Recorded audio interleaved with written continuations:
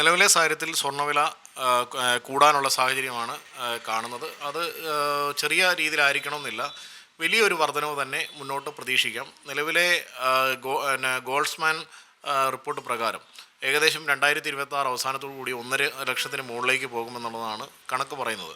പക്ഷേ ആ കണക്കുകൾ ഈ നിലവിലെ നില തുടർന്നാൽ, അല്ല ഇതുപോലുള്ള ട്രംപിൻ്റെ തീരുമാനങ്ങൾ ഇനിയും വീണ്ടും കൂടുതൽ കർക്കശമാക്കി മുന്നോട്ട് പോയാൽ, ഈ വർഷം തന്നെ ഇതേ സാഹചര്യത്തിൽ പോയാൽ 1.5 മുകളിലേക്ക് ചിലപ്പോൾ ഒരുപക്ഷെ 2 ലക്ഷം വരെ എത്താനുള്ള സാധ്യത കാണുന്നുണ്ട്.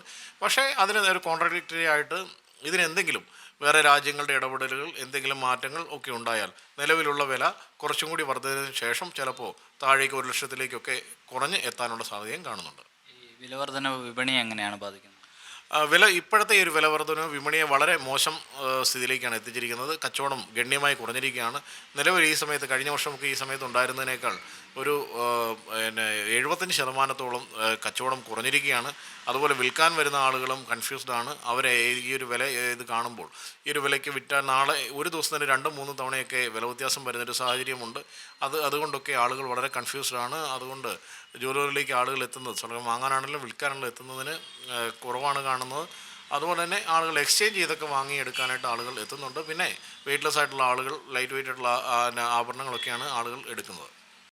ഏറ്റവും പുതിയ വാർത്തകളും വിശേഷങ്ങളും വിരൽ തുമ്പിലറിയാൻ സീ മലയാളം ന്യൂസ് എല്ലാ ഡിജിറ്റൽ പ്ലാറ്റ്ഫോമുകളിലും ലഭ്യം.